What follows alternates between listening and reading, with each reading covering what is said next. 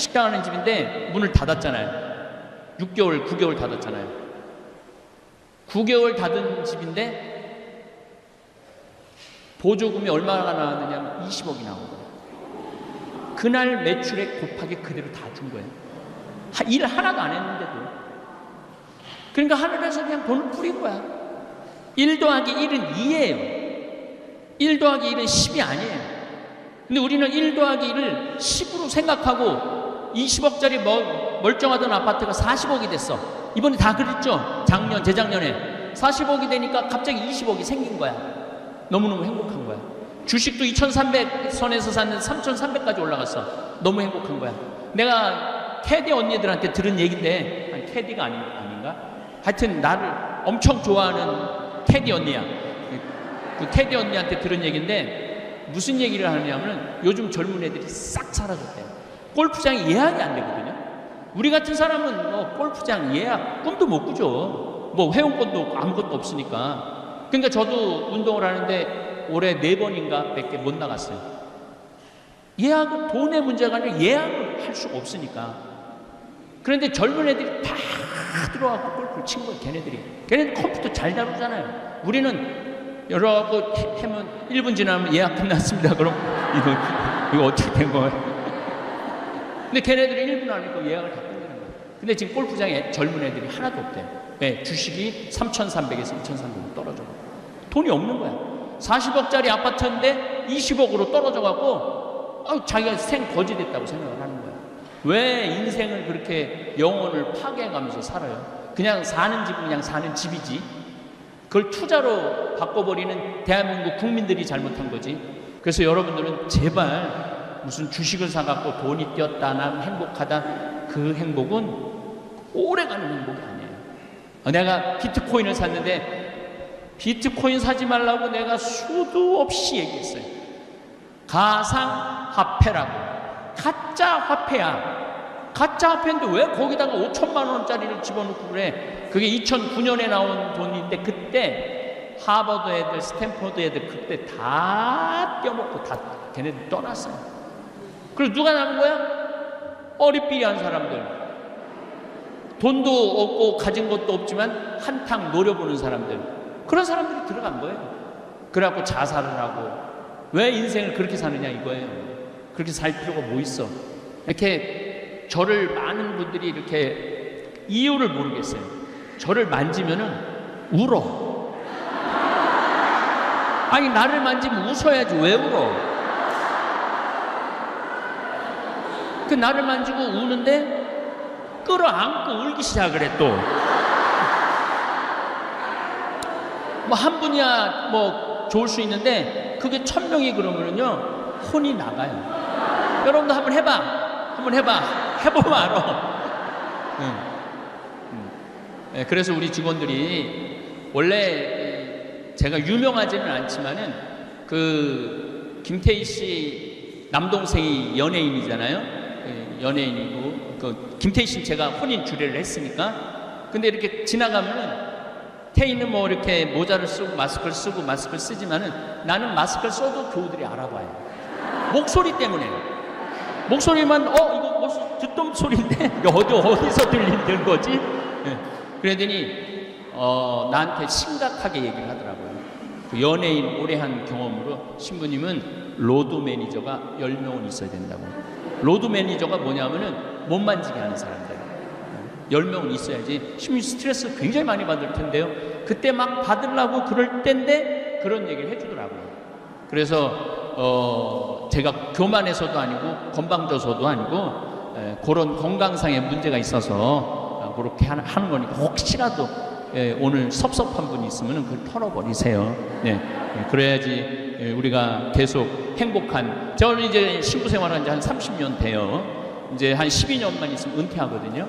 그때는 이제 뭐 끌어안고 울어도 좋고 우리 집에 하룻밤 자자고 그래도 좋고 그때는 다 될 거야 아마. 그때는 다 될 거예요. 그걸 희망을 하고 있어요 저도. 왜냐하면 사실은 사람이 제일 행복한 건 뭐냐면은 사랑하는 사람하고 좋아하는 사람하고 같이 이야기 나누고 수다 떠는 것처럼 좋은 게 어디 있어요. 그래서 젊었을 때는 우리 신부들 회의를 한 적이 있어요. 회의를 한 적이 있는데 신부 결혼 문제에 대해서 40대 중반까지는 결혼시켜야 된다. 투표를 했어요. 45세 이상부터 절대 안 된다. 그래갖고 45세 이상이 훨씬 많으니까 그게 부결됐어. 뭐 우리가 결정한다고 결혼하고 안 이제 그 신부들의 상태를 본다고 아마 그 주교회에서 붙이라고 그러더라고요.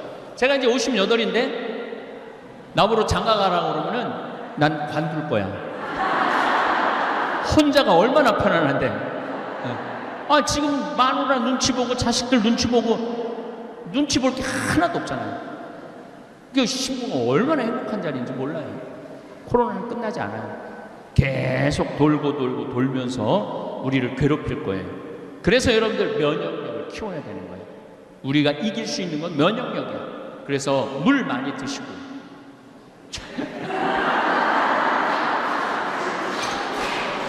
저는 요즘 물을 하루에 요 500ml를 한 3개 정도 먹어요.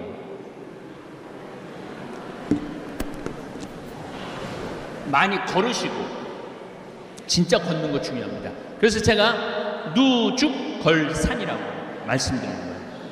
누죽걸산. 누우면 죽고 걸으면 산다. 그래서 늘 말씀을 드립니다. 저는 허리가 안 아픈 지가 30년이 넘어요. 허리 안 아픈 게. 왜 30년 이렇게 몸이 비실비실 삐리삐리한데 허리가 한 번도 안 아팠느냐? 저는 누워있는 시간이 잠잘 때는 없어요. 앉아있지도 않아요. 앉아있지도 않고 항상 서서 있어요. 황창현 신부님의 행복특강 지금 바로 시작하겠습니다. 영상이 마음에 드신다면 구독, 좋아요, 알림 설정 부탁드립니다. 마지막에 인생 최고로 잘 사는 법, 늙어서 추해지지 않으려면 3대 바보가 되지 마라 이야기도 함께 들으시면 좋겠습니다. 참 예수님, 지난 3년 동안 우리는 코로나 때문에 관계 단절이 있었습니다. 뭐 친한 지인들, 또 심지어는 부모님도 자주 찾아뵐 수 없고, 또 요양병원에 있는 부모님은 아예 만날 수 없는 그러한 아주 슬픈 시간들을 보냈습니다. 반대로 우리 천주교 신부들은 살아난 신부들이 엄청 많을 거예요. 따라다녔던 여자들이 3년을 안 따라다니니까 관계 단절이 생겼잖아요. 자연스럽게.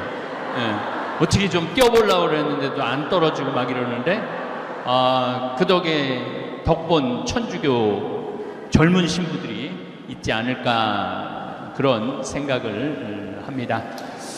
사실은 제가 외부 강의를 나가지 않아요. 코로나 오기 전부터 외부 강의를 하지 않았습니다. 왜냐하면 한 20년 정도 강의를 하다 보니까 혼이 다 나가버렸어요. 기가 다 빠졌어.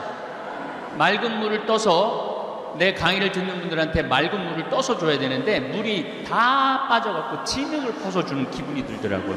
진흙을. 그래서 좀 영적으로 좀 쉬어야 되겠다. 그래서 외부 강의를 나가지 않았어요.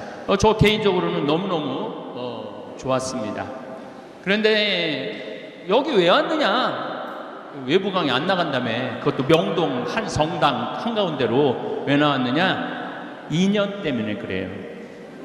2년이 참 더러운 거예요.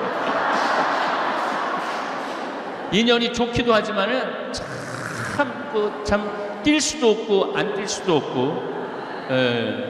왜냐하면은 저는 물론 뭐 보좌 신부 때부터 강의 잘한다고 소문나고 수원교구에서 강의 많이 다니고 있었어요. 근데 중앙으로 진출하게 된 계기가 성, 가정, 선교회 여기 강의 나오면서부터 더 유명해졌던 것 같아요. 그래서 여기가 20주년이 됐잖아요. 20년 전부터 내가 여기 강의를 온 거예요. 그러니까 강의 오면서 그 어려운 된장, 간장, 고추장 들고 내가 또 쓴 책들 들고 와서 판 돈으로 생태마을 유지 운영하고 또 환경운동하고 그렇게 됐어요.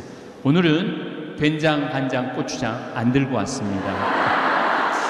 청국장도 안 들고 왔습니다. 이제는 들고 다니지 않아도 택배로 주문이 되고 물량이 모자라갖고 뭐든지 뭐 완판이 되니까 물량이 모자라갖고 또 청국장 가루 먹고 여기 오늘 하나 갖고 온 건 있어요. 청국장 신부의 코로나 일기라는 책을 제가 썼습니다. 지난 화요일 날 나왔어요. 지난 화요일 날 나왔는데 이 책은 지난 3년 동안 우리가 코로나를 맞이해갖고 얼마나 당황하고 얼마나 국가 시스템이 무너지고 미국 그 잘난 미국이 그렇게 무너져 가는 거 세계 사람들 이기적인 일본 사람들이 우리나라 사람들을 제일 먼저 못 들어오게 한 극명한 그런 것들을 볼 수 있었죠. 거기에 덧붙여서 우리나라는 이 CCTV 잘 돼 있고 컴퓨터 확인망 잘 돼 있고 내 전화기 안에 전송 SNS 시스템이 잘 돼 있어 갖고 내가 코로나가 걸렸다. 그런데 이제 지나갔어. 제일 내가 놀란 건 전라도 광주 어느 목욕탕에서 6명이 60명이 목욕을 했는데 거기에 확진자가 지나간 거예요. 놀라운 건 그 빨개 벗고 분명히 목욕했을 텐데 놀라운 건 그 60명을 다 찾아냈다는 거예요. 그래갖고 60명 다 찾아내갖고 확진자가 함께 목욕을 했으니까 가서 검사하라고. 이런 시스템을 프랑스가 하고 싶은데도 할 수가 없는 거예요. 프랑스라는 나라가. 미국은 말할 것도 없고 미국은 심하게 어느 정도로 심하냐면 미국은 사람이 가서 코 자가 검진 안 해요. 그 만나기 싫다고 어떻게 하냐면은 택배로 보내요. 이걸 해갖고. 그래갖고 이게 검진이 안 되면은 그냥 내보내. 그러니까 내 얘기는 아닌데 미국에 갔는데 내가 코로나가 걸렸어. 근데 한국도 못 들어가고 미국도 안 돼. 그래갖고 옆에 있는 사람 코로나 안 걸린 사람 콧구멍 후벼갖고 해갖고 보내면 그래갖고 통과돼갖고 한국에 들어오고. 내 얘기는 아니에요. 내 얘기는 아닌데 이게 굉장히 허술해요. 굉장히 허술한데 우리나라는 시스템이 아주 잘 돼 있다. 그래서 여러분들 스트레스 받지 마시고 저도 코로나 걸렸거든요. 미국에서 걸렸어요. 아까 그거는 내 얘기는 아니에요. 그거는 내 얘기는 아닌데 몬테나 주립대학에서 잠비아의 최고의 학생을 골라서 선발하면 석박사를 무료로 해준다고. 그래서 그 총장을 만나러 갔는데 비행기 안에 거의 몬테나가 100인만 살아요. 마스크 쓴 사람이 한 사람이 없어요. 한 사람도 마스크를 안 썼어요. 나만 마스크를 쓴 거야. 나만 마스크. 근데 밥 먹을 때는 어쩔 수 없이 마스크를 벗어 거기서 저는 걸렸어요. 걸렸는데 한 3일 목이 갈갈하고 그러고는 그냥 검사하니까 음성으로 나오더라고요. 저뿐만 아니라 여러분들도 그렇게 코로나를 잘 이겨내시고 계시고 걸어야 돼. 걸어야지 면역력이 생겨요. 물을 많이 먹어야 돼. 그래야지 면역력이 생겨요. 그리고 청국장 가루를 많이 먹어야 돼.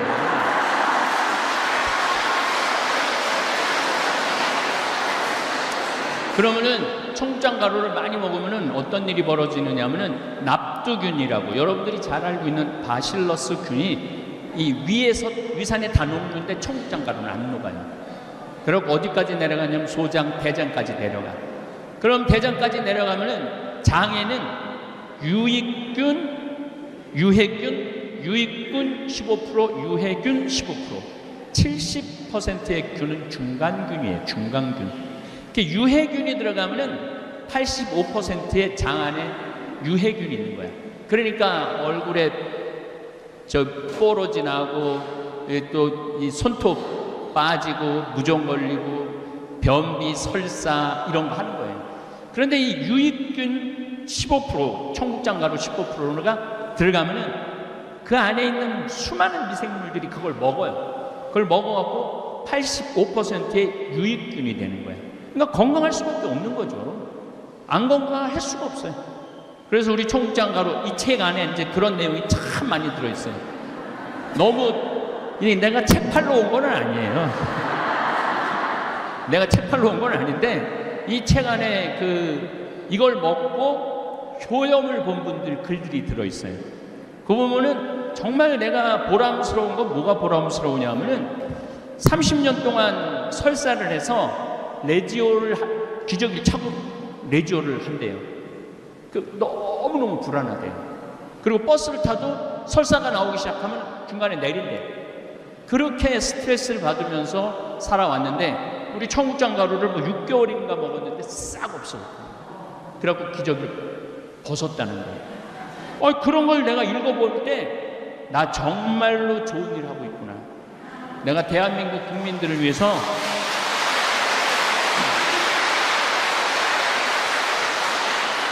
청국장 가루는 안 갖고 왔어요.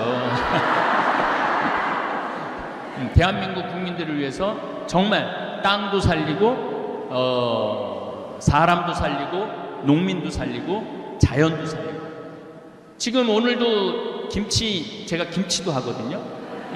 김치를 하는데 김치를 어제 이제 처음으로 보냈는데 받은 분들이 너무 맛있다는 거예요. 근데 완전 유기농 제품이에요. 완전 모든 게 유기농 제품이야. 그거 왜 이렇게 다냐고 설탕 넣느냐고 그러는데 우린 설탕 안 넣어요. 배즙을 넣어요. 배즙. 그래갖고 우리 OEM 해주는 회사가 신부님 이거 뭐가 남는 게 자기 이해가 안 된대. 뭘 남아야지 이 어려운 사업을 하지 왜 남기지도 않고 파느냐고. 그때 제가 그 대표한테 이런 말을 했어요. 나는 돈을 버는 사람이 아니다. 나는 행복을 파는 사람이다. 행복을.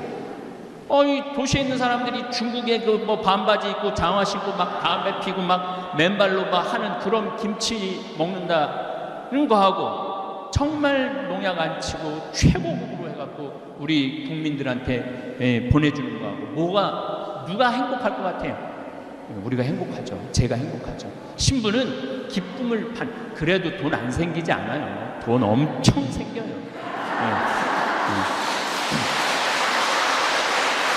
우리는 지금 13년째 청국장 3만 원이에요. 3만 원. 근데 지금 인플레이션이 있어서 계속 청국장 가격을 올려야 되느냐 말아야 되느냐 딱 선 걷어요. 안 올린다 우리는. 우리는 안 올린다.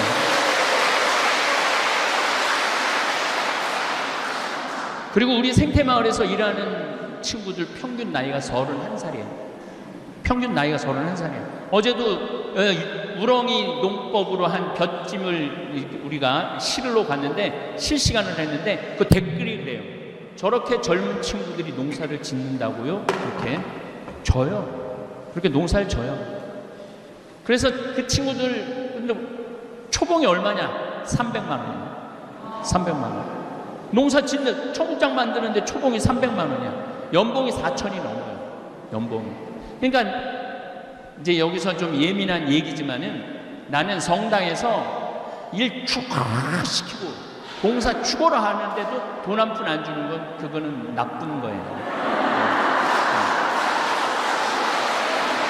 그거는 아주 나쁜 거예요. 그냥 나쁜 게 아니라 아주 나쁜 거예요. 왜냐하면 그 많은 시간들 들이고 정성들 들여갖고 어떤 수익이 생기고 본당 안에 뭐가 창출이 됐으면 본당 신부가 선물을 주든지 뭘 주는 한이 있어도 뭘 줘야 될지 끝까지 뺏어가려고 그러는 건 나쁜 거예요. 예수님이 하신 아주 중요한 말씀이 있어요. 거저 받았으니 거저 주어라. 저는 거저 받은 게 너무 많아요. 우선 잠비아의 신학교지라고 100억 기증받았죠. 또 그 할머니가 또 다른 방법으로 100억을 또 더 기증을 하셨어요. 그러니 얼마나 여러분도 100억 기증받아 본 적 있어요? 100억 기증받았지. 또 문경에 사막달래나 대개 나한테 돈을 갖고 오는 나이가 81이에요. 내가 81살을 엄청 좋아해요. 여기 81살 한번 손 들어봐. 아, 사랑합니다. 81가 되면은 왜 나한테 돈을 들고 오는가 가만히 생각을 해보니까 이제 본인이 떠날 때가 됐다고 생각을 하는 거예요. 본인이 떠날 때가 됐는데 뭔가 정리를 하고 떠나야 되겠다, 그런 생각이 드는 거죠. 근데 내가 이렇게 재산이 많은데 자식은 제대로 못 쓸 것 같단 말이에요. 근데 가만히 보니까 저 황찬현 신부가 돈도 안 떼어먹고 시키는 대로 다 하는 것 같단 말이야. 그러니까 나한테 갖다 주는 거예요. 내가 국민 심부름꾼이에요. 국민 심부름꾼. 그래갖고 돈 주면서 신부님 우물파 이거 저 초등학교 줘달라고. 그게 아예 가서 초등학교 지어주고 또 우물 파고. 심부름꾼이야.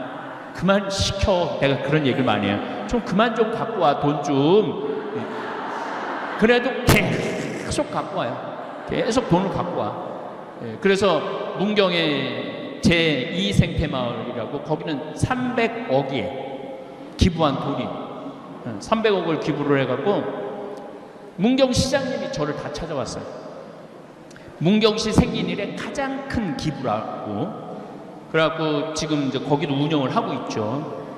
잠비아에 갔더니 대통령한테 땅을 좀, 농업대학 지으려고 땅을 좀 달라고 그러니까 내가 하느님한테 성당 마당에서 묵상하다 성당 마당에서 진짜로요, 하늘을 쳐다보고, 하느님 근데 내일 대통령 만나는데 몇 평 달라고 그래요? 그랬더니 하늘에서 두 말도 안 하고 3,000헥타르 딱 그러더라고요. 3,000헥타르인가 보다. 그래갖고 이제 대통령 만나고 I need to 3,000 헥타르, 제가 영어로 이제 다 이제 브리핑도 영어로 하고 이제 그랬더니 대통령 눈이 이만해지는 거예요. 아니 그렇게 큰 땅이 왜 필요하냐고. 나 농업대학 줘야 되니까 필요하다고. 그 크기가 얼마인지 저 몰랐어요. 나중에 이제 인터넷에서 찾아보니까 계산 찾아보니까 1,000만 평이야. 1,000만 평. 여의도가 80만 평인데 여의도 12배를 부른 거예요. 미친 거지 내가. 그래갖고 대통령한테 또 1,000만 평 받았죠. 그리고 샌 버나디노라고 미국의 우리 최대제 신부님이라고, 예수의 신부님이 피정집을 열심히 꾸몄어. 열심히 꾸몄는데 한국으로 발령이 났네. 우리 신부들은 발령 나면 끝이거든요. 그래서 이 신부님이 찾아본 거야. 이 좋은 6만 평이야 거기. 미국의 6만 평. 이걸 누가 잘 쓸 수 있을까 생각하니까 내가 제일 잘 쓸 것 같대. 그래갖고 나한테 신부님 이거 맡아주면 안 되느냐고. 그래갖고 내가 맡았어요. 맡아갖고 지금 싹 다 정리해갖고 이제 오픈했어요 벌써. 벌써 오픈을 했어. 이번 4월인가 5월에 받았는데 지금 10월에 오픈을 했어. 그러니까 내가 심부름 머슴 중에 나 같은 머슴이 없어요.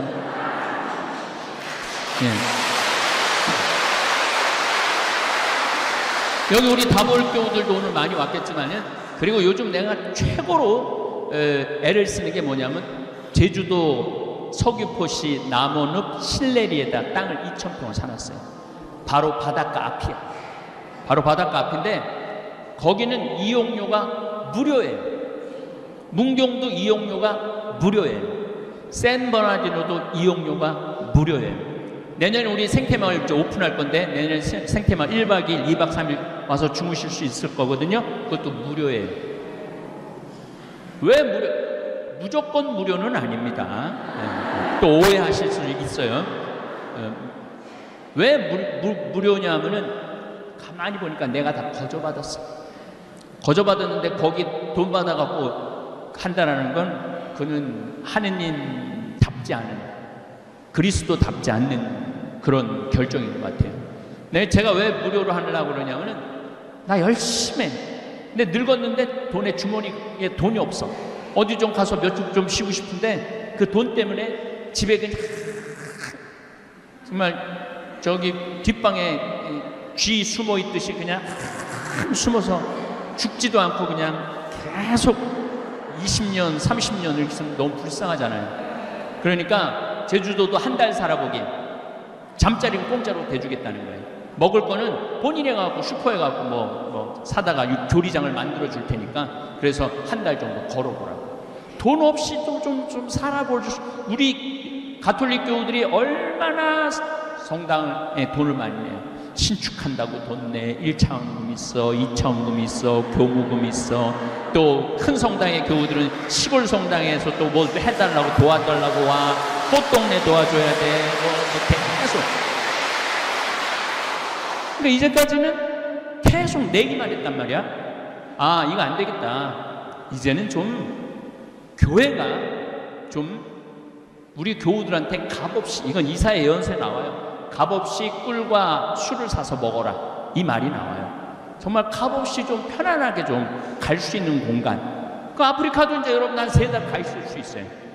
아프리카도 한 3달 정도 가서 애들 몸도 씻겠대. 내가 정말 제주라고는 1도 없다. 근데 난 아프리카 가서 봉사하고 싶다. 애들 씻겨주면 돼. 샤워 시설 싹 다 해놓을 거니까. 그리고 애들 예쁘게 씻어갖고 예쁘게 입혀갖고 집에 보내면 돼. 얼마나 좋아. 그리고 빵 굽는 기술도 우리가 만들 거니까 빵 구워갖고 그거 씻으러 오는 애들 하나씩 주고. 씻기만 해도 95%의 아이들이 안 죽는다는 거예요. 물이 없고 안 씻기 때문에 아이들이 죽는 거예요. 1347년에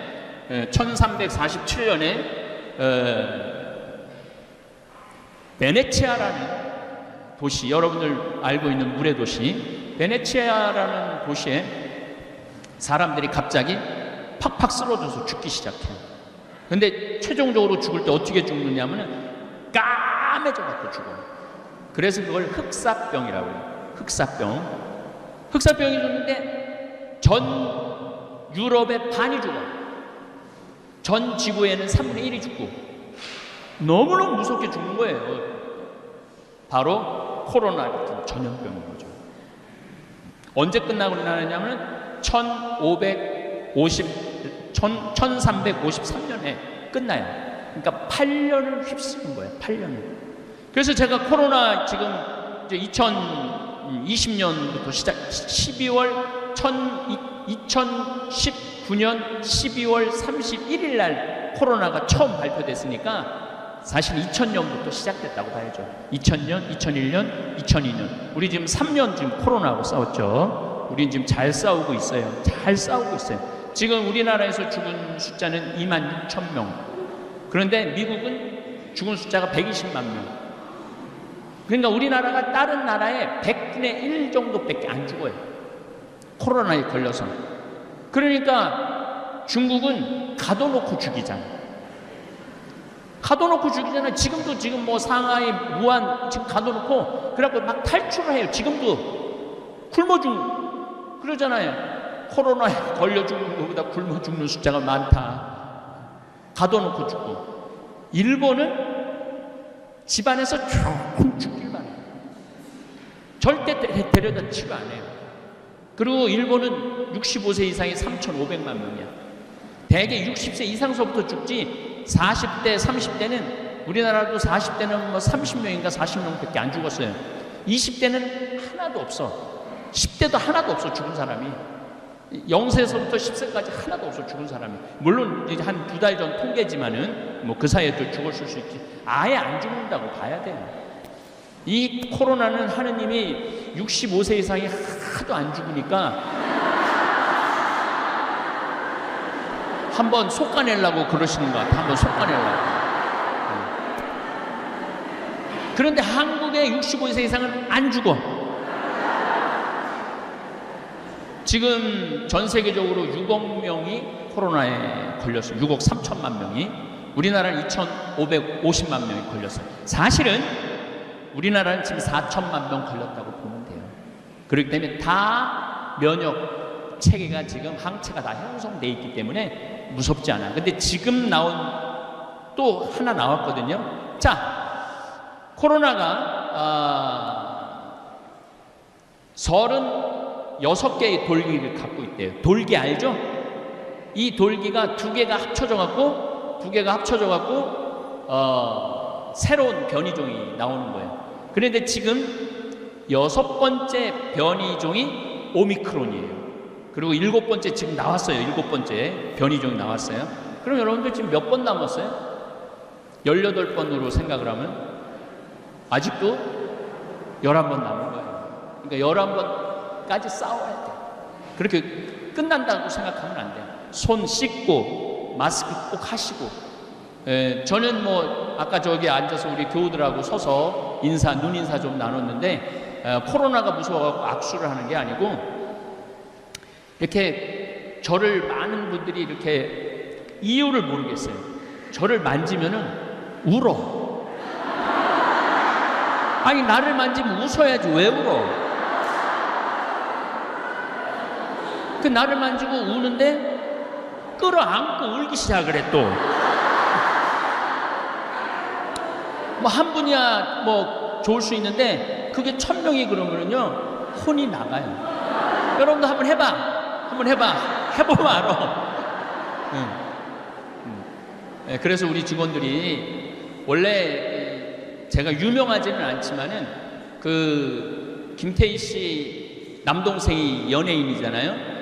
연예인이고 그 김태희 씨는 제가 혼인 주례를 했으니까. 근데 이렇게 지나가면은 태희는 뭐 이렇게 모자를 쓰고 마스크를 쓰지만은 나는 마스크를 써도 교우들이 알아봐요. 목소리 때문에. 목소리만 이거 무슨 듣던 소리인데 어디서 들리는 거지? 그러더니 나한테 심각하게 얘기를 하더라고요. 그 연예인 오래 한 경험으로 신부님은 로드 매니저가 10명은 있어야 된다고. 로드 매니저가 뭐냐면은 못 만지게 하는 사람들 10명은 있어야지. 심리 스트레스 굉장히 많이 받을 텐데요. 그때 막 받으려고 그럴 때인데 그런 얘기를 해주더라고요. 그래서 제가 교만해서도 아니고 건방져서도 아니고 그런 건강상의 문제가 있어서 그렇게 하는 거니까 혹시라도 오늘 섭섭한 분이 있으면 그걸 털어버리세요. 그래야지 우리가 계속 행복한. 저는 이제 신부 생활한 지 한 30년 돼요. 이제 한 12년만 있으면 은퇴하거든요. 그때는 이제 뭐 끌어안고 울어도 좋고 우리 집에서 하룻밤 자자고 그래도 좋고 그때는 다 될 거야 아마. 그때는 다 될 거예요. 그걸 희망을 하고 있어요 저도. 왜냐하면 사실은 사람이 제일 행복한 건 뭐냐면은 사랑하는 사람하고 좋아하는 사람하고 같이 이야기 나누고 수다 떠는 것처럼 좋은 게 어디 있어요.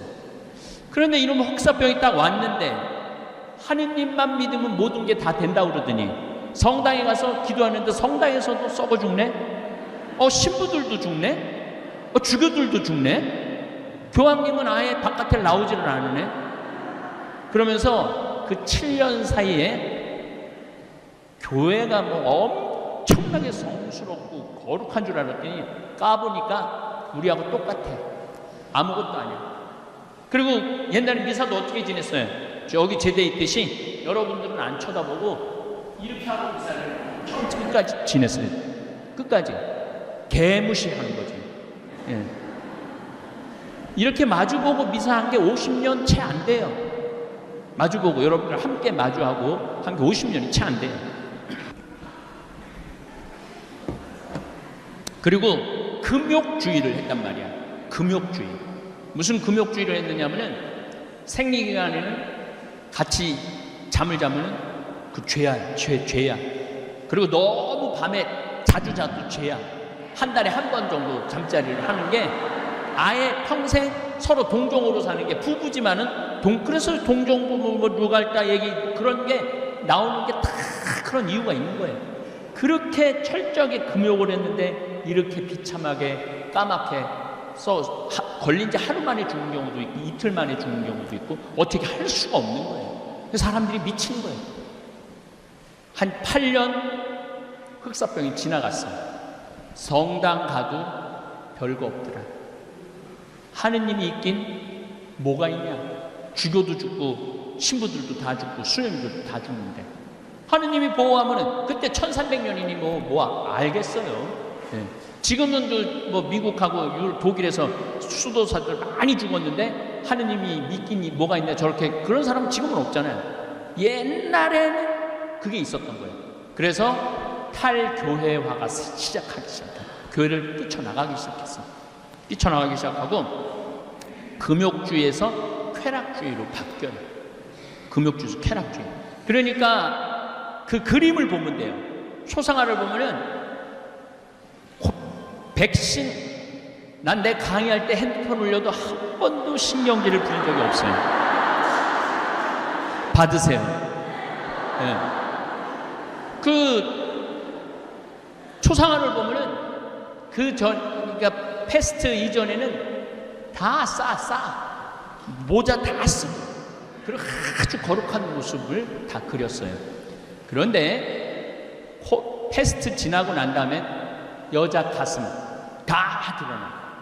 그림을 그려도 다 여자 가슴, 그리고 드러내는데도 굉장히 육적으로 드러내요. 남자는 뭐 말할 것도 없고, 남자는. 그래서 여러분들 혹시 유럽 여행 가고 이렇게 벽화들 보면은 저건 굉장히 거룩한 거지. 저런 그림들 저게 그 패스트 이전 그림들이에요. 근데 바깥에 좀 나가봐요. 바깥에 나가보면은 전부 다 벗은 그림을 그리는 거예요. 그러면서 교회를 떠났고 이 금욕주의에서 쾌락주의로 바뀌어요. 그리고 하느님만 생각했는데 우리 인간이 이렇게 중요하구나. 그래서 인간 중심으로 돌아가요. 그게 바로 르네상스예요. 다시 인간 중심으로 돌아가자. 우리 인간이 중요한 거지 교회가 뭐가 중요하고 성당이 뭐가 중요하냐. 그래갖고 보통 많은 사람들이 교회를 떠나요. 벌써 1517년 루터가 종교 개혁을 하기 전에 이미 교회를 떠나기 시작했어요. 뭐 때문에? 패스트 때문에, 흑사병 때문에 많이 떠나죠. 많이 떠나면서 인간 중심으로 하면서 철학도 인간 중심으로 생각을 하고 신학을 알기를 우습게 알기 시작해요. 철학이 훨씬 더 중요해져. 그러면서 인본주의가 탄생을 해요. 인간 중심주의가 탄생을 해요. 그러면서 1789년에 뭐가 일어나느냐면 프랑스 혁명이 일어나요. 프랑스 혁명이 일어나면서 왕은 필요 없다. 우리 국민들한테 자유, 평등 이게 필요한 것이다. 그래서 탄생한 게 계몽주의예요. 계몽주의가 탄생하면서 투표권을 가지려고 그러는 거예요. 전 유럽이. 그래서 노예제도가 없어지고 왕제도가 없어져요. 1850년서부터 90년 사이에. 그러면서 민주주의하고 공산주의가 나온 거예요. 그래갖고 지금까지 이른 거예요. 제가 왜 이렇게 장황하게 말씀을 드리느냐 하면은 그 시작점은 흑사병에서부터 시작됐다는 거예요. 그 전 지구의 역사를 뒤집어 놓은 게 흑사병이었다는 거예요. 자, 그렇다면 이 코로나는 어떤 영향을 미칠 것이냐. 자, 코로나가 앞으로 제가 생각하기엔 최소한 2년 내지 3년은 더 갈 거예요. 그게 약하든 강하든. 어제는 코로나 세계에서 하루 걸린 확진자가 89,000명이었어요. 그래서 주일 효과가 있긴 있구나. 그런데 오늘 잠깐 열어보니까 90만 명이야. 지금도 전 세계 50만 명이 넘으면 위험한 거예요. 근데 전 세계적으로 지금도 90만 명이에요. 90만 명. 그러니까 코로나를 여러분들 이제 끝났다라고 생각하면 큰 오산이에요. 코로나는 끝나지 않아요. 계속 돌면서 우리를 괴롭힐 거예요. 그래서 여러분들 면역력을 키워야 되는 거예요. 우리가 이길 수 있는 건 면역력이야. 그래서 물 많이 드시고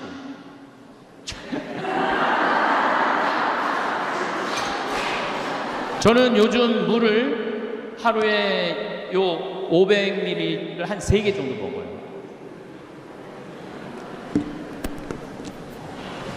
많이 걸으시고 진짜 걷는 거 중요합니다. 그래서 제가 누죽걸산이라고 말씀드리는 거예요. 누죽걸산. 누우면 죽고 걸으면 산다. 그래서 늘 말씀드립니다. 저는 허리가 안 아픈 지가 30년이 넘어요. 허리 안 아픈 게. 왜 30년 이렇게 몸이 비실비실 삐리삐리한데 허리가 한 번도 안 아팠느냐? 저는 누워있는 시간이 잠잘 때는 없어요. 앉아있지도 않아요. 앉아있지도 않고 항상 서서 있어요. 회의도 우리 생태마을은 회의 앉아서 안 해요. 서서 해요. 스탠딩 회의라고 서서 해요. 왜냐하면 앉으면 허리에 자꾸 부담을 주잖아요. 예. 그래서 저는 30년 동안 이렇게, 그리고 이제 강의할 때 내가 늙었나 강의할 때 전화가 와요. 신부님 앉아서 하실 건가요? 서서 하실 건가요? 그런 앉아서 하면 책상 준비했는데 나는 앉아서 강의해봤던 적이 우리 신부들한테 강의할 때 외에는 앉아서 해봤던 적이 없어요. 그 신부들이 이상해. 꼭 책상을 갖다 놓고 마이크를 갖다 놓고 거기다 강의를 하라고 그래. 물론 내가 다시 일어나서 하지만은. 그러니까 여러분들 집에서 누워갖고 소파에서 텔레비전 보는 시간이 많으면 많을수록 여러분들은 허리가 아플 거다. 분명히. 근데 내가 텔레비전을 집에서 서서 본다. 그럼 허리는 안 아프다. 서서 본다. 허리 안 아픈 거예요. 네. 그래서 항상 서 있는 훈련이 중요합니다. 자, 그렇다면은 면역력 키워야 된다는 걸 첫 번째로 말씀을 드렸어요. 그리고 자, 2021년부터 20년, 21년, 22년 전 세계적으로 헬리콥터 머니라고 하늘에서 돈을 뿌린 거야. 미국이 무려 얼마를 돈을 뿌렸느냐면 5조 달러를 뿌렸어요. 5조 달러. 상상이 안 가죠? 5조 달러. 제가 미국 이제 1년에 한 두세 번 갔다 오는데 식당 하는 집이에요. 식당 하는 집인데 문을 닫았잖아요. 6개월, 9개월 닫았잖아요. 9개월 닫은 집인데 보조금이 얼마나 나왔느냐면 20억이 나온 거예요. 그날 매출액 곱하기 그대로 다 준 거예요. 일 하나도 안 했는데도. 그러니까 하늘에서 그냥 돈을 뿌린 거야. 우리나라도 많이는 안 뿌렸지만 그래도 엄청 뿌린 거예요. 우리나라도 엄청 뿌렸어요. 사람들이 무슨 생각을 해요? 일 안 해도 돈이 국가에서 나오네? 그리고 젊은 애들이 일 안 해도 돈 나오네 국가에서? 굳이 힘들게 일을 안 하는 거야. 그래서 지금 구인난이 미국이고 한국이고 일할 사람이 하나도 없어요. 며칠 전에도 우리 큰형하고 놀기로 했는데 큰형이 못 나왔어. 왜 못 나왔냐니까 일할 사람이 없어서 사장이 일을 하는 거예요. 사장이 일을 하는 거예요. 돈은 많지 일할 사람은 없지. 그러니까 뭐가 되느냐면 인플레이션이 되는 거예요. 그리고 지금 미국은 며칠 전에 들은 얘기인데 1시간에 25달러를 줘도 올까 말까래요. 1시간에 25달러면은 우리나라 돈으로 어디 보자 14,000원, 28,000원, 35,000원. 1시간에 35,000원. 8시간 만약에 노동을 했다면 얼마예요? 38, 24, 25만 원 내지 26만 원을 줘도 그릇 닦으러 안 나온다는 거예요. 그러니까 큰 일인 거죠. 이 정신이 완전히 피폐해 있는 거죠. 정신이 피폐해 있는 거죠. 자, 인플레이션이 있으니까 이 인플레이션을 잡기 위해서 뭐를 해? 고금리를 잡는 거예요. 고금리. 지금 막 7%, 8% 정도 금리가 올라가잖아요. 아니, 영끌이라고 영원을 모아갖고 부동산하고 주식을 샀는데 주식은 3,300선에서 2,300선으로 떨어졌네. 환율은 1,200원에서 1,450원으로 올라갔네. 부동산은 그러니까 제가 이제 요약본을 오늘 내가 이제까지 성가정 성교회에서 와갖고 강의한 내용을 좀 요약을 좀 하고 내려갈 거거든요. 무슨 얘기를 쭉 해왔나? 1 더하기 1은 2예요. 1 더하기 1은 10이 아니에요. 근데 우리는 1 더하기 1을 10으로 생각하고 20억짜리 멀쩡하던 아파트가 40억이 됐어. 이번에 다 그랬죠? 재작년에 40억이 되니까 갑자기 20억이 생긴 거야. 너무너무 행복한 거야. 주식도 2,300선에서 샀는데 3,300까지 올라갔어. 너무 행복한 거야. 내가 테디 언니들한테 들은 얘기인데, 아니 테디가 아닌가? 하여튼 나를 엄청 좋아하는 테디 언니야. 그 테디 언니한테 들은 얘기인데 무슨 얘기를 하느냐면 요즘 젊은 애들이 싹 사라졌대요. 골프장이 예약이 안 되거든요. 우리 같은 사람은 골프장 예약 꿈도 못 꾸죠. 회원권도 아무것도 없으니까. 그러니까 저도 운동을 하는데 올해 4번인가 밖에 못 나갔어요. 예약은 돈의 문제가 아니라 예약을 할 수가 없으니까. 그런데 젊은 애들이 다 들어와서 골프를 친 거예요. 걔네들 컴퓨터 잘 다루잖아요. 우리는 여러분 해면 1분 지나면 예약 끝났습니다. 그럼 이거 어떻게 된 거예요? 근데 걔네들이 1분 안에 그 예약을 다 끝내는 거예요. 근데 지금 골프장에 젊은 애들이 하나도 없대요. 네, 주식이 3,300에서 2,300으로 떨어져. 돈이 없는 거야. 40억짜리 아파트인데 20억으로 떨어져 갖고 자기가 생거지 됐다고 생각을 하는 거야. 왜 인생을 그렇게 영혼을 파괴해가면서 살아요? 그냥 사는 집은 그냥 사는 집이지. 그걸 투자로 바꿔버리는 대한민국 국민들이 잘못한 거지. 이런 지금 코로나 이후의 얘기를 하는 거예요. 코로나 이후에. 코로나 이후나 이전이나 똑같은 거죠. 그래서 여러분들은 제발 무슨 주식을 사갖고 돈이 뛰었다, 난 행복하다. 그 행복은 오래가는 행복이 아니에요. 내가 비트코인을 샀는데 비트코인 사지 말라고 내가 수도 없이 얘기했어요. 가상화폐라고. 가짜 화폐야. 가짜 화폐인데 왜 거기다가 5천만 원짜리를 집어넣고 그래? 그게 2009년에 나온 돈인데 그때 하버드 애들, 스탠포드 애들 그때 다 떼어먹고 다 걔네들 떠났어요. 그리고 누가 남은 거야? 어리삐리한 사람들. 돈도 없고 가진 것도 없지만 한탕 노려보는 사람들. 그런 사람들이 들어간 거예요. 그래갖고 자살을 하고. 왜 인생을 그렇게 사느냐 이거예요. 그렇게 살 필요가 뭐 있어. 하루 밥 세끼 먹고 맛있게 먹고 살면 되지만, 나도 여기 지금 와갖고 하동간에 가갖고 아침 겸 점심 먹었거든요. 맛있더라고. 밥 세끼 맛있게. 또 우리 김장김치 지금 받아본들 맛있죠? 예. 네. 그거 뭐 큰 돈 드는 거 아니거든. 뭐 거기다가 우리 청국장 가루까지 먹으면은 이건 뭐. 아니, 청국장 가루 먹고 삶의 질이 달라졌다는 분들이 너무너무 많아요. 그래서 이 책을 꼭 사서 보셔야 돼. 이 책 내가 오늘 갖고 왔거든요. 예, 이 책을 꼭 사서 보셔야 돼요. 이 책을 읽어보시면은 제 3년 동안 코로나에 관련된 내용도 있고 박현민 신부님 상담 이야기도 있고 여러분들이 효과 본 거를 올린 글을 여기다 다 넣어놨어. 그래갖고 아까 노기순인가 자기 103페이지에 자기 얘기 나왔다고 좋아하더라고. 그래서 여러분들 코로나 이후에는 이런 어려운 문제들이 흑사병이 민주주의를 탄생했듯이 코로나로 완전히 새로운 세상이 되는 거예요. 어떻게 새로운 세상이 됐느냐? 자, 나는 그래도 황신부님 다볼사이버 성당 거기 들어가고 구독하고 있다. 한번 손 들어봐요. 이거 보세요. 이거 사진 찍어놔. 아니야, 이거 굉장히 중요해. 잠깐 들어보세요. 나는 구독하고 있다. 자, 이거 굉장히 중요합니다. 영상으로도 잠깐 좀 찍어. 이게 왜 중요하냐면 세상이 바뀐 거예요. 이게 바뀐 대표적인 모습이에요. 한번 감사합니다. 내려보세요. 이게 우리가 지금 28만 8,900명이에요.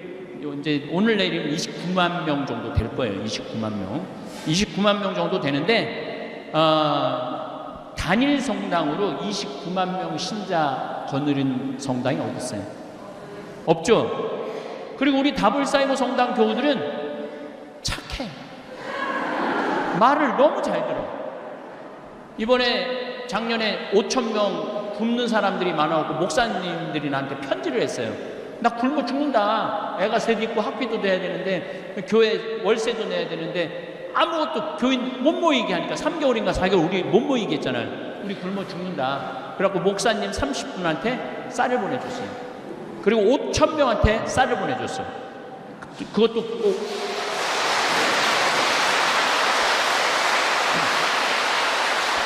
그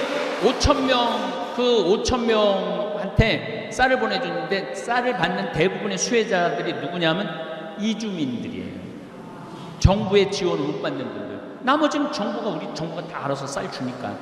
그러니까 예수님이 프란시스코 교우님 굉장히 강조했죠. 다문화 이주민들을 잘 돌봐야 된다고. 그런데 그 들어가는 돈이 4억 7천이야. 근데 우리 다볼교우들이 다 냈어.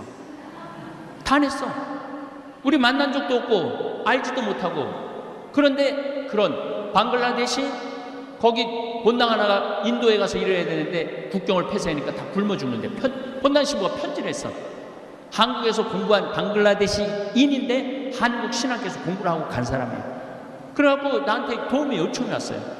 300만 원 정도 도와달라고. 그러면 먹고 살 수 있다고. 우리 다볼교우들한테 여기 좀 본당 하나가 굶어 죽는 데는데 좀 도와줍시다 그랬는데 7천만 원이 들어왔어.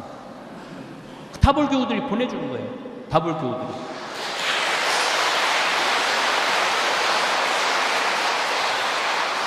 박수 칠 일은 굉장히 많아요. 다 소개할 수는 없고 캄보디아, 미얀마, 필리핀, 콜롬비아 오랜만에 강의를 하니까 열을 막 내네.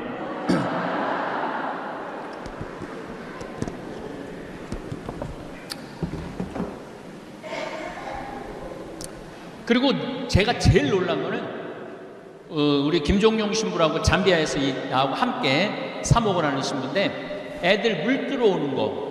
근데 애들이 물 들어오는데 우리가 방송 보는 거하고 달라요. 애들이 딱 물을 뜨잖아요. 집에 갈 때 춤을 추면서 가요. 보신 분들 계실 거야 아마. 춤을 추면서 가. 아 진짜 이쁘다 쟤네들. 막 웃고 춤추고 그러고 다니거든요. 아프리카 가면 다 웃고 춤추지. 맨날 막 물 흘리고 막 애들 그건 5%도 안 돼요. 아프리카 사람들 대부분이 잘 먹고 잘 살아요. 근데 우리가 잘못 알고 있는 거지. 예. 그래서 아프리카 사람들을 사람도 아닌 것이 짐승도 아닌 그런 잘못된 인식을 심어주는 게 전부 다 구호단체에서 그것만 내보내서 그래요. 건강한 모습을 내보내면 더 기부 더 할 거예요. 와 우리가 내갖고 저 목욕을 하네 쟤네들이. 우리가 내갖고 쟤네들 교복을 입고 학교 운동장에서 공을 저렇게 기쁘게 차네. 그럼 더 내요. 그 대표적인 예가 저잖아요. 나는 한 번도 돈 보내달라고 그런 적이 없어. 공식적으로 나 뭐 필요하니까 돈 좀 보내주세요라고 얘기한 적이 한 번도 없어요. 신학교 질 때만 좀 도와달라고 얘기를 했죠. 그건 돈이 많이 들어가니까.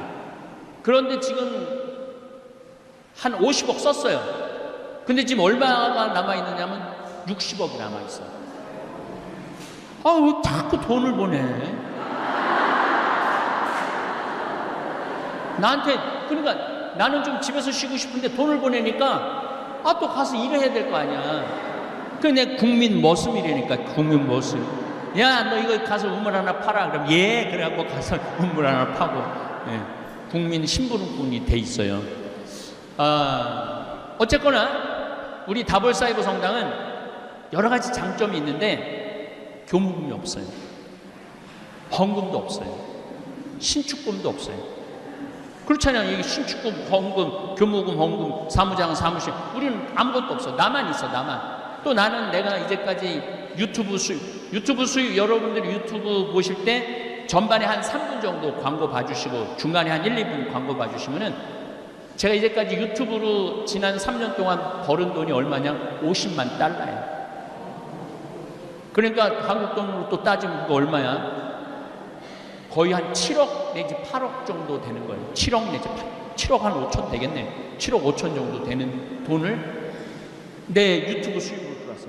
근데 난 그 1원도 돈 쓸 필요가 뭐가 있어?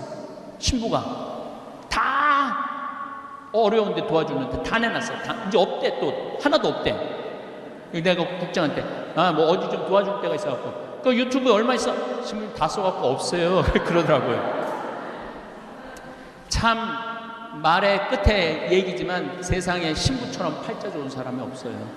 아니 젊었을 때는 좀 결혼도 좀 시키고 몸에서 열은 나는데 이걸 참으라고 그러고 인내하라고 그러고 성무일교에 몹쓸 열기 없애달라고 성무일교에 그게 나와요. 기도문에 몹쓸 열기 없애달라고. 아니 그게 본성인데 기도한다고 없어져. 몹쓸 열기가. 네. 그래서 젊었을 때는 우리 신부도 회의를 한 적이 있어요. 회의를 한 적이 있는데 신부 결혼 문제에 대해서 40대 중반까지는 결혼시켜야 된다. 투표를 했어요. 45세 이상부터 절대 안 된다. 그래갖고 45세 이상이 훨씬 많으니까 그게 부결됐어. 뭐 우리가 결정한다고 결혼하고 안 이제 그 신부들의 상태를 본다고 아마 그 주교회에서 붙이라고 그러더라고요.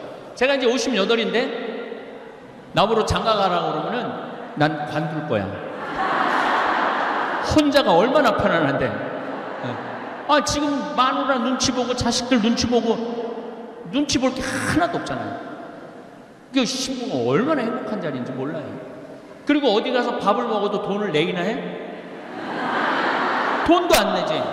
한 번은 내가 이제 밥 먹고 비서하고 같이 밥 먹고 나갔어. 그랬더니 주인 아줌마가 날 보더니 아저씨 돈 내고 나가야죠. 그러더라고. 그냥 다니는 게 버릇이 되니까 돈 내는 거 모르고 그냥 아저씨 돈 내고 나가셔야죠. 그러더라고. 그래서 아, 돈 낼 사람이 보니까 나밖에 없더라고. 보니까 그래요. 아, 코로나 이후에 세상은 완전히 새로운 세상이 될 겁니다. 인플레이션이 많아질 거고, 부동산이 값이 떨어질 거고, 주식값이 떨어질 거고, 전쟁이 자주 일어날 거예요. 오늘 이제 드리고 싶은 말씀, 지구 멸망, 지금 환경 상태에서 지구 멸망은 얼마나 남았나? 1초 남았어요. 1초 남은 게 아니에요. 지금 멸망하고 있어요.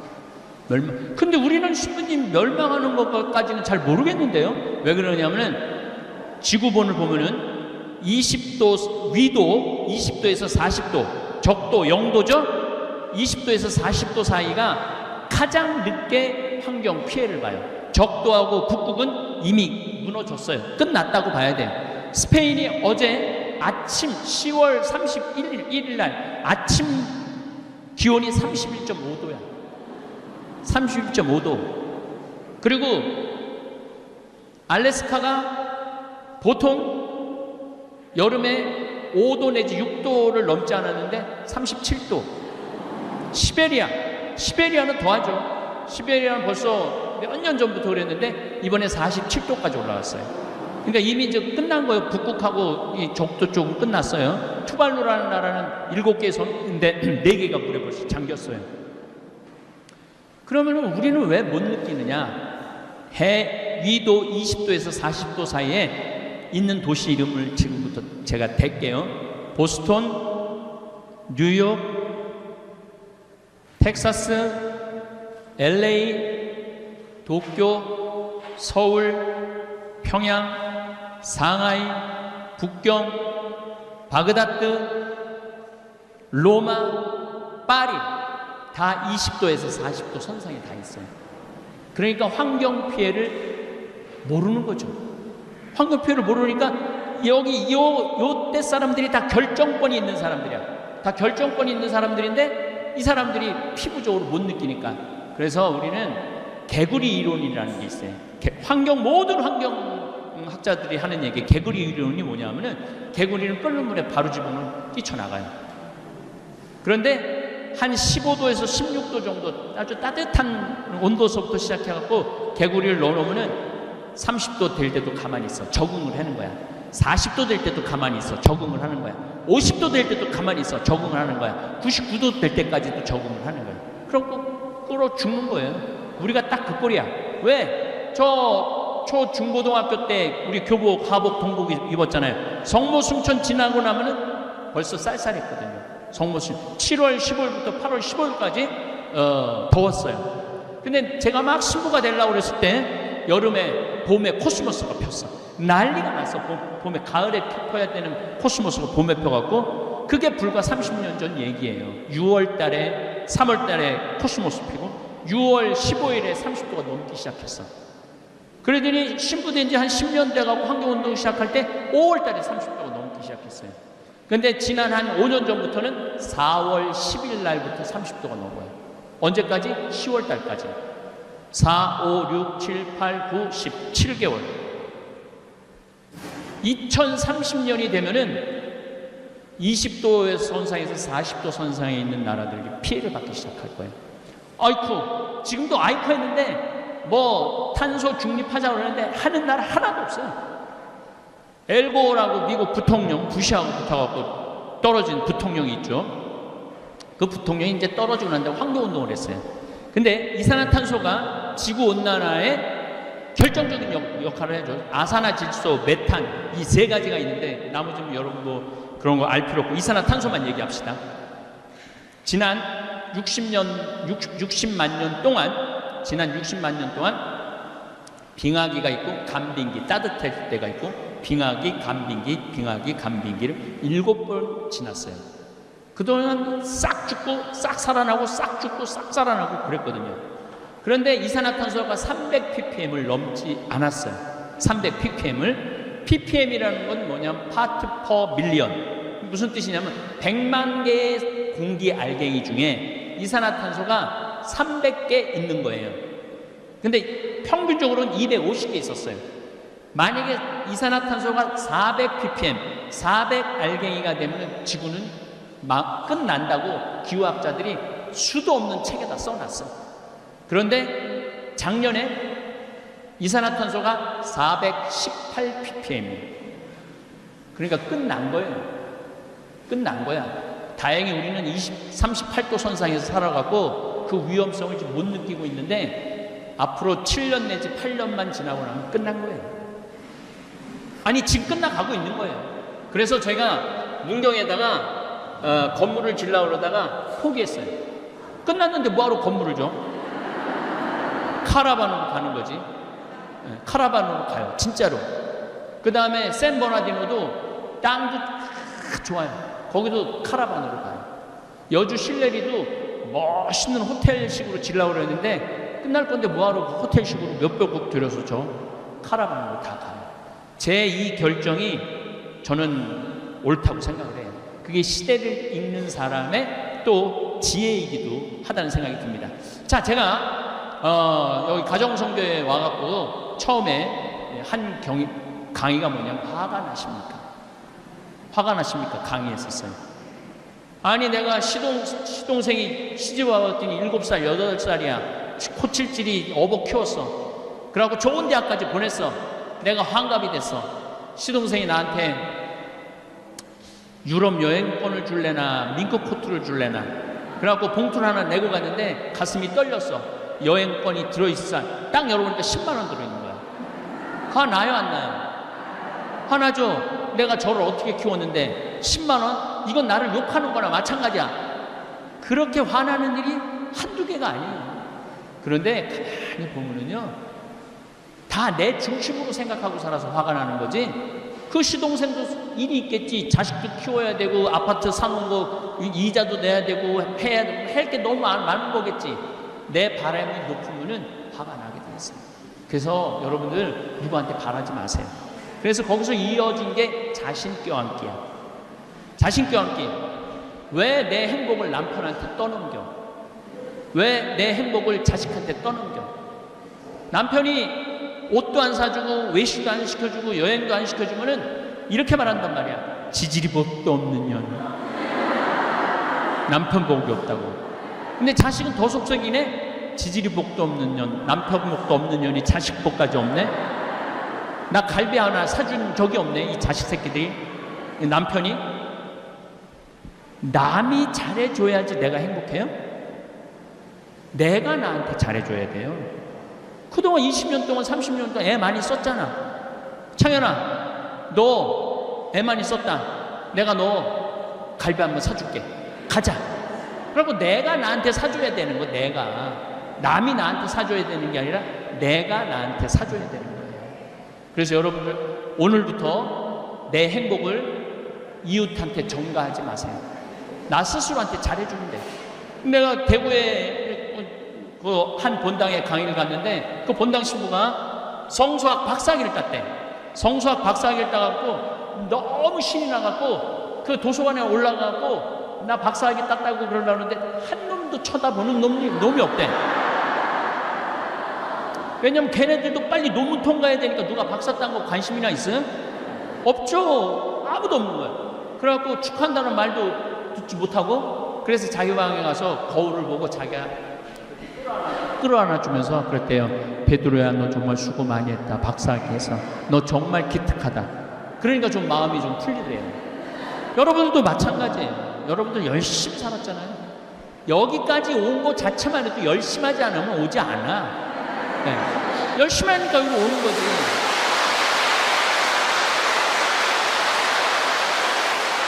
그리고 또 한 가지 있어. 속 터지는 일 없으면 여기 안 와 또. 열심히 하는데 속이 터지는 거야. 열심히 하는데 속이 터지는 거야. 뭔가 나도 좀 분출하고 싶어. 나도 뭐 찬양하고 싶어. 여기 찬양팀 있지만 그래서 여기 여러분들 모이는 거예요. 그렇게 열심히 하는 자기한테 마리아 너 정말 수고했다. 마리아 너 정말 이제까지 열심히 잘 살았다. 아이들도 잘 키우고 기특하다. 갈비 먹으러 가자. 갈비 먹으러 가. 그 다음에 또 제가 여기 와서 한 강의 중에 하늘나라 여권이라는 강의를 했어요. 하늘나라 여권. 하늘나라 여권이 뭐냐면은 아니 미국을 가도 여권이 있는데 하늘나라 올라가려면 여권이 있어야 돼 없어야 돼? 근데 여권을 열었는데 도장이 하나도 없어. 빈 여권이야. 하늘나라 도장을 딱 찍혀 있어야 되는데 그래서 잠비아 봉사활동도 가고 어려운 사람 밥도 좀 대접해주고 내가 시간 되면 밥 퍼주는 데 가고 봉사도 좀 하고 어려운 친척 있으면 내가 능력이 되면은 좀 돈도 좀 주고 우리 직원들 제가 월급을 많이 준다고 그러죠. 내가 직원들 애들한테 가르쳐요. 니네들 월급 엄청나게 받는다. 니네들 내가 니네 대학 나왔는지 중학교 나왔는지 고등학교 나왔는지도 모른다. 근데 첫 달 월급 300 주고 보너스까지 합치면 연봉이 4천이다. 연봉 4천 받는 청국장 저기 뭐야 띄우고 청국장 가루하고 상추 얘기하려면 또 끝이 없는데 상추 따갖고 이렇게 버는 돈 니네들만 위해서 쓰지 말아라. 고모 이모 좀 나이 먹었지만은 돈이 늙으면 돈 필요해요. 늙으면 저는 지금도 어머니한테 매달 200만 원씩 용돈 드려요. 대한민국 우리 형이 그래. 대한민국에서 매달 지금 30년째 아들 그것도 아들 신부한테 200만 원 용돈 받는 건 우리 어머니밖에 없다고. 내가 왜 200만 원씩 용돈 드리냐면은 그거 안 쓰세요 어머니. 안 쓰세요. 근데 내 장롱 안에 돈이 500만 원 1000만 원 있는 거하고 한 푼도 없는 거하고 어머니가 나이가 90이거든요. 얼마나 200만 원이 대단한지 아직도 허리가 안 구부러지고 꼿꼿해. 진짜 며칠 전에 갔다 왔는데 꼿꼿해. 당당한 거야. 당당한 거야. 그래서 좀 어머니들한테 용돈도 주고 내가 우리 30대 아이들한테 그렇게 가르쳐요. 여러분들도 하늘나라 여권이 있어야 돼요. 하늘나라 여권 가지고 하늘나라 가야 돼요. 여권에 내 도장이 몇 개 찍혀있나 이거 한번 확인해봐요. 오늘 가고 난 찍어놓은 게 별로 없네. 황시무님한테 잠비아 한다고 도와준 것도 없고 그렇다고 또 가난한 공동체 뭐 해준 것도 없고 아무것도 도장 받은 게 없네. 문제가 있는 거예요. 예, 오늘 20주년 정말로 축하드리고 정말 여기 우리 카타리나 회장 이하 신부님들 또 우리 찬양단들 열심히 한 것 같아요. 그래서 그런 모습이 좋아갖고 저도 함께 많이 했는데 네 바깥에 청국장 신부의 코로나19 책 있거든요. 필요한 분들 꼭 지금 사서 집에 가서 읽어봐요. 시간 가는지 모르고 제발 휴대폰 이렇게 들이대지 말고 책 좀 읽어보세요. 글씨도 크게 써놨으니까. 네, 감사합니다. 생각해보면 우리가 부모로서 산 기간보다 자식으로서 산 기간이 많습니다. 그래서인지 여전히 부모 노릇은 정답이 없는 숙제같이 느껴집니다.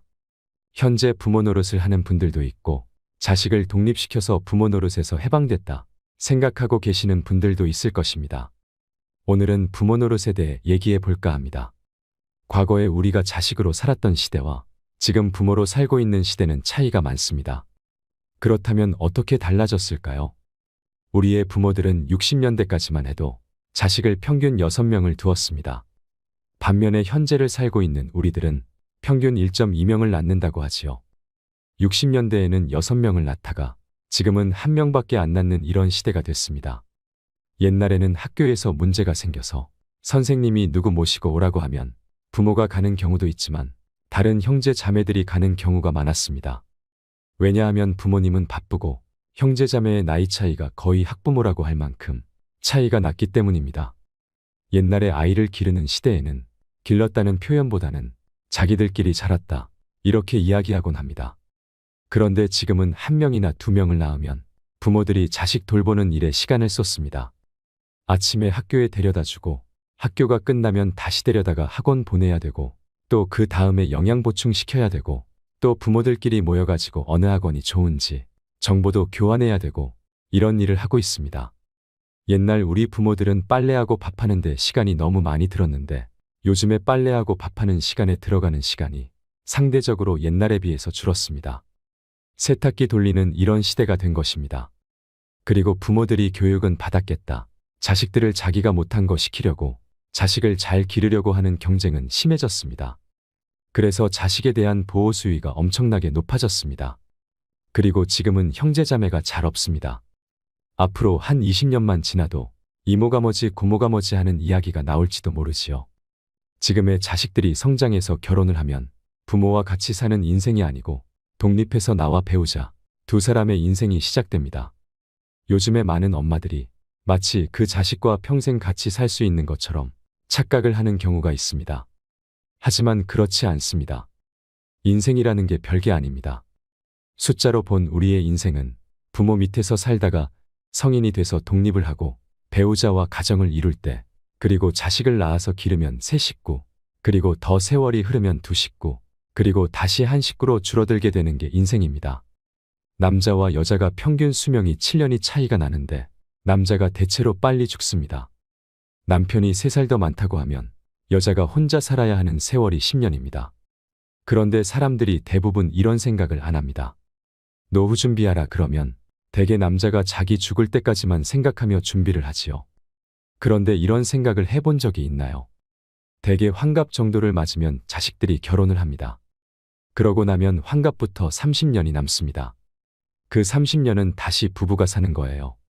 행복이라고 하는 것은 자기가 바라는 것을 이룰 때 행복이라고 하는데요. 그런데 자식이 독립을 해서 자기도 자식을 낳고 살고 있는데 왜 용돈 안 주냐 이렇게 기대를 하면 행복할까요? 불행할까요? 간단한 겁니다. 그러니까 자기가 자식에게 어떻게 기대하고 사느냐 하는 게 나의 행복을 결정하는 중요한 변수라는 것입니다. 그게 자식뿐만이 아닙니다. 배우자에게 뭘 기대하세요? 자기가 기대하고 있는 게 많으면 많을수록 행복 지수가 떨어집니다. 우리 부모들이 살던 시대에는 1960년에는 평균 수명이 52살까지 사셨고 그 이후로도 70에서 80세에 가셨고 또 자식들이 6명이나 있었기 때문에 자식들이 부모를 부양하는 게 비교적 쉬웠습니다. 근데 우리들이 어른이 돼서 자식들의 도움을 받으려고 할 때는 자식은 한두 명인데 우리는 100살까지 사니까 자식이 부모를 모시기가 쉽지 않습니다. 이렇게 생각하면 자식에게 뭐를 기대한다고 하는 건 불행으로 가는 지름길입니다. 그러면 이제 자식을 어떻게 길러야 될까요? 사실 우리 세대는 부모님의 희생과 헌신적인 사랑으로 자란 사람이 많을 것입니다. 그러면 이 시대를 살고 있는 우리가 부모 노릇을 하면서 우리도 우리 부모가 우리에게 한 것처럼 모든 것을 다 투자해서 올인을 해야 할까요? 내가 이 아이를 위해서 나의 모든 걸 바쳤을 때 어떤 결과를 위해서 나의 노후를 위해서 한다. 이런 건 지양해야 합니다. 단지 내가 정말 자녀를 사랑하기 때문에 그 순수함 자체로 최선을 다하는 것은 괜찮습니다. 옛날에는 내가 아프면 큰아들네 집에 갔다 눈치 보이면 딸네 집에 가고 또 눈치 보이면 다른 아들네 집에 왔다 갔다 하면 됐는데 지금은 자식도 하나 둘밖에 없고 90살까지 살게 되고 그러다 아들네 집에 갔다 눈치 보이면 갈 데가 없습니다. 이제 또 갔더니 친정 부모가 오면 이제는 시부모가 비켜줘야 되는 시대가 온 겁니다. 그래서 이 시대를 사는 부모님들은 자식 사랑이 우리 부모의 자식 사랑과는 달라져야 한다는 것입니다. 만약에 우리 세대가 나의 모든 걸 바쳐서 자식 사랑을 한다면 나의 노후는 자식한테 손을 벌릴 수밖에 없습니다. 그렇기 때문에 이제는 내가 늙어서 자식에게 손 안 벌리는 것이 진정한 자식 사랑이라는 것입니다. 절대로 사랑하는 방식이 나의 모든 걸 바쳐서 자식의 뒷바라지를 하고 늙어서 자식에게 손을 벌리는 부모가 돼서는 안 됩니다. 지금 자식을 사랑하는 것을 반만하고 나머지는 스스로 자기 노후를 대비하는 데 쓰세요. 지금 내 사랑을 다 바치고 늙어서 손 벌리는 부모가 좋겠습니까? 아니면 지금 적당히 하고 늙어서 손 안 벌리는 부모를 원할까요? 그런데 많은 사람들이 생각을 안 하고 그냥 살기 때문에 늙어서 자식한테 손을 벌리는데 자식도 살기 어렵습니다.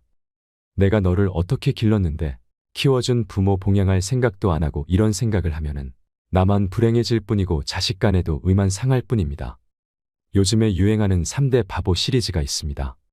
첫 번째 바보가 누구냐면 손자와 손녀를 봐주느라고 계획을 바꾸는 할머니 할아버지예요. 여러분 주위에 있거나 지금 그러고 계신가요? 만약 모처럼 할머니 할아버지가 놀러 가려고 계획을 세웠는데 딸이 전화가 왔어요. 엄마 김서방이랑 지금 어디 가야 해서 애들 좀 봐줘. 그러면은 부부가 약속한 건 금방 잊어버리고 그냥 손자와 손녀를 봐주는 할머니 할아버지를 첫 번째 바보라고 합니다. 두 번째는 이건 공부를 좀 많이 한 사람이에요. 할머니 할아버지가 상의를 해요. 여보, 우리 이러다 갑자기 죽기라도 하면 애들이 상속세 많이 내야 되지. 그러면 너무 아깝지 하면서 미리 재산 물려주고 용돈 다 쓰겠다고 하는 할머니 할아버지가 두 번째 바보입니다. 세 번째 바보는 혹시 손자와 손녀가 와서 자고 가겠다고 하면 방이 너무 좁을까봐 새삼 그 나이에 집 늘려가는 할머니 할아버지입니다. 지금 제가 말씀드린 세 종류의 바보를 보신 적이 있으신가요? 말로는 그런 사람은 안 된다 하더라도 현실적으로는 그게 잘 안 됩니다. 지금 제가 말씀을 드릴 때는 그래 그럴 것 같다. 나도 바꿔봐야지 해도 이게 잘 안 됩니다. 그래서 굉장히 어려운 겁니다. 혹시 자식이 서운하다고 뭐라 그러면 내가 노후에 너한테 손 안 벌리려고 그러니까 오해하지 말길 바란다 하시면 됩니다. 우리가 이제 연금도 내고 세금도 꼬박꼬박 내는데 국가 차원에서의 책임을 생각해보면 옛날에는 젊은 사람들이 많아서 노인들을 봉양할 만큼 세금이 돌아갔습니다. 그런데 이제 우리가 노인이 됐을 때는 인구는 줄어드는데 노인의 수는 많아지니까 젊은 사람이 부족해서 세금으로 감당이 안 되는 겁니다. 이것이 현실입니다. 그러니 나이 들어서 어떡하지 고민만 하고 있지 말고 지금부터라도 내가 1차적으로 대비를 해야 합니다. 노후에 어떻게 살지를 국가와 자식만 믿고 있으면 안 됩니다. 반드시 깨달으시기 바랍니다. 지금 제가 이야기하는 걸 들으면 자식들한테 다 주지 말고 반만 뒷바라지하고 반은 남기라고 그랬는데 난 이미 해버렸는데 어떡하냐 하는 사람도 있습니다. 늦었다고 생각되어도 지금부터라도 그렇게 실천하면 됩니다. 그러니까 오늘부터라도 무리하지 마세요.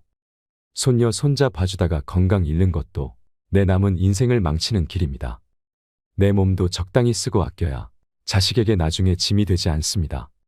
지금 당장 눈에 보이는 가까운 것만 보지 말고 멀리 내다보세요. 50, 60이 되어서 이혼을 하면 요즘에는 재산을 똑같이 나누라고 하는 판결이 많이 나옵니다. 그러니 이제 더 이상 못 참겠다 하고 황혼 이혼도 많아집니다. 특히나 가부장적인 구조에서 자라고 살았던 사람들은 남성이 나이가 들어서 퇴직을 하고 집에 들어앉으면 이제까지 내 중심으로 했던 것들이 흔들리기 시작합니다. 만날 사람은 줄어들고 와이프는 밥 차려줄 때마다 눈치 주고 자식들은 아버지와 안 친하니 말도 안 하고 젖은 낙엽처럼 되어버리는 겁니다. 그러니까 지금부터라도 남은 인생을 함께 보낼 부부가 서로에게 잘하고 존중해주고 대화도 많이 나눠보고 친구들이나 자식과의 관계도 좀 신경을 쓰고 배우자가 말하면 고개를 끄덕여주고 이렇게 사는 연습을 해야 됩니다. 무엇이든 어려움을 해결하는 길은 사실은 간단한 게 아니라 뼈를 깎는 아픔이 있어야 합니다. 내가 죽고 나서도 내 자식은 40년을 살아야 합니다.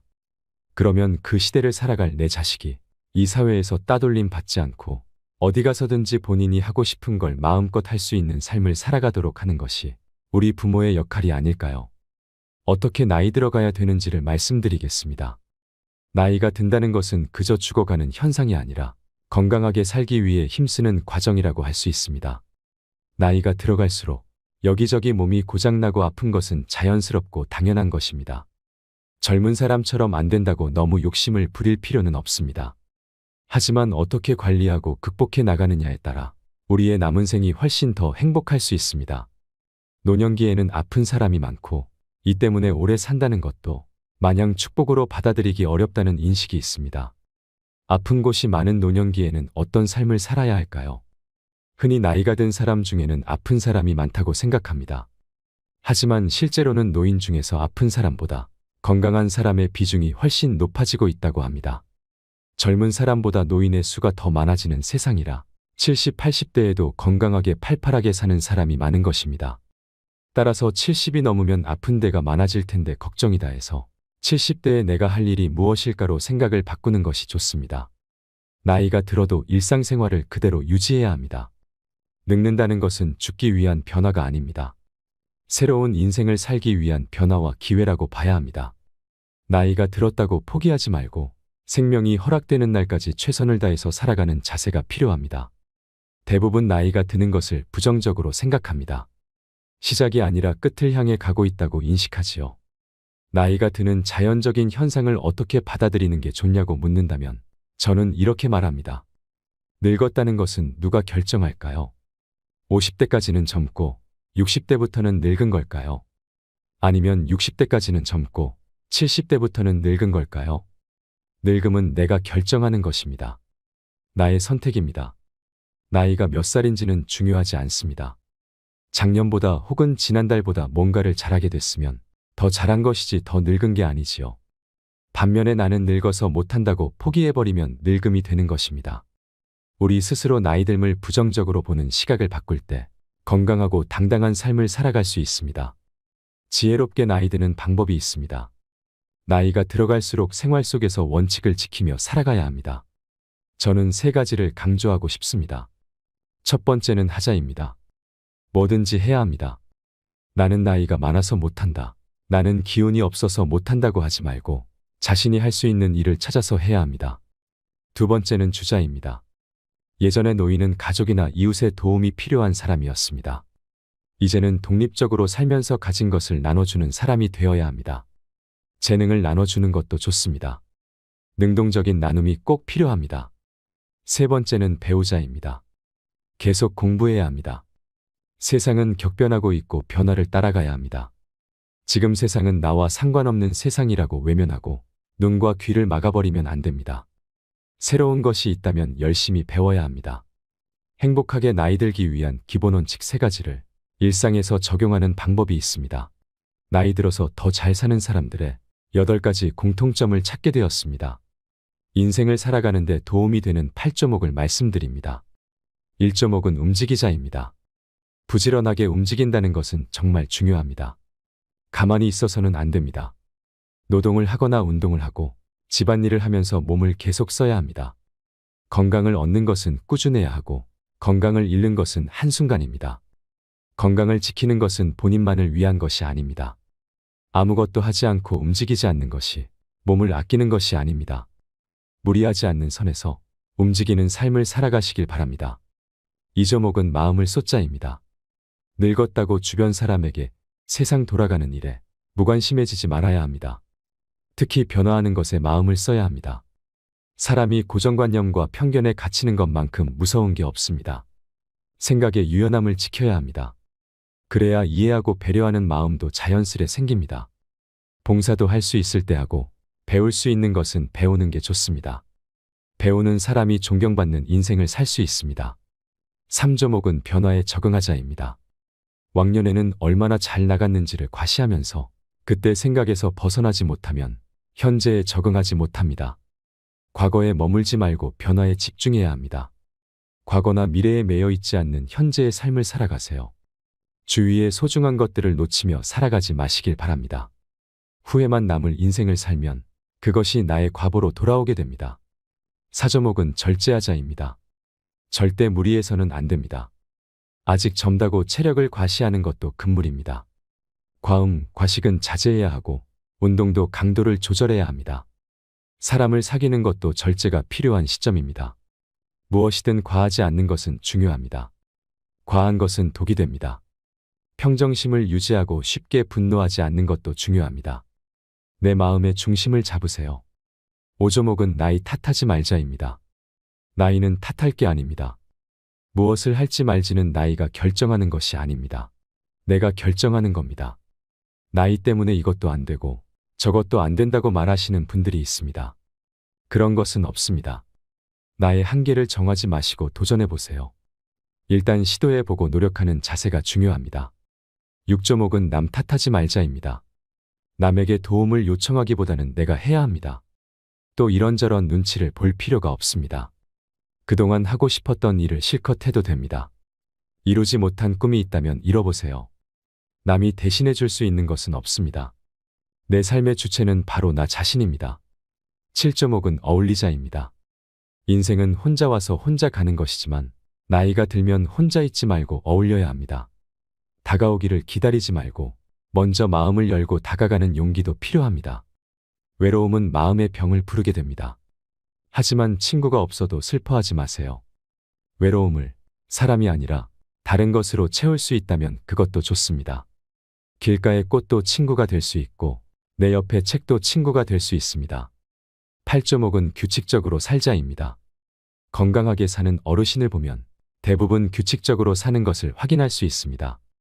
특히 식사 시간은 꼭 지킵니다. 나이가 들수록 생체 리듬이 깨지지 않도록 노력해야 합니다. 상대적으로 시간적인 여유가 생기는 노년에는 운동을 하며 시간을 보내는 경우가 많습니다. 운동은 며칠만 해서는 효과를 보지 못합니다. 인내심을 가지고 꾸준히 규칙적으로 해야 효과를 볼 수 있습니다. 운동은 3주는 해야 내 것이 되고 3달을 하면 효과가 나오고 3년을 하면 비로소 문화가 된다는 것을 명심해야 합니다. 나이 드는 것은 두려워할 일이 아닙니다. 70살인데 주변의 도움을 받으며 수동적인 하루를 사는 사람이 있고 100세에도 활동적으로 살면서 스스로 선택하고 책임지는 하루를 사는 사람이 있습니다. 기회와 선택은 나이와 상관없이 주어집니다. 인생을 너무 잘 살아야겠다고 생각하면 지금의 인생이 초라해집니다. 인생은 그냥 길가에 풀 한 포기가 나서 사는 것과 같습니다. 아침에 눈을 뜨면 오늘도 살았네. 한 번씩만 외쳐보세요. 살았다는 느낌보다 인간에게 더 좋은 에너지를 주는 것은 없습니다. 인생에 너무 많은 의미를 두지 마세요. 항상 현재에 살아야 합니다. 지금 살아있다는 것입니다. 불행한 이유들을 만들어서 움켜쥐고 있지 마시고 놓아버리세요. 살아있는 행복을 지금 누리시면 됩니다. 누구나 인생을 어떻게 살아야 하는가 고민해 보셨을 텐데요. 늙어서 후회하는 것과 나이 들수록 조심해야 하는 것이 있습니다. 전문가들은 늙어서 추해지지 않으려면 3대 바보가 되지 말라고 하는데요. 오늘 영상으로 3대 바보가 어떤 사람인지, 좋은 부모가 되는 법은 무엇인지, 부모 노릇에 대해서도 현명한 해답을 얻으셨을 거라고 생각합니다. 이상으로 책틀맨이었습니다. 지혜를 쌓는 당신의 오늘이 아름답습니다. 더 좋은 영상으로 찾아뵙겠습니다.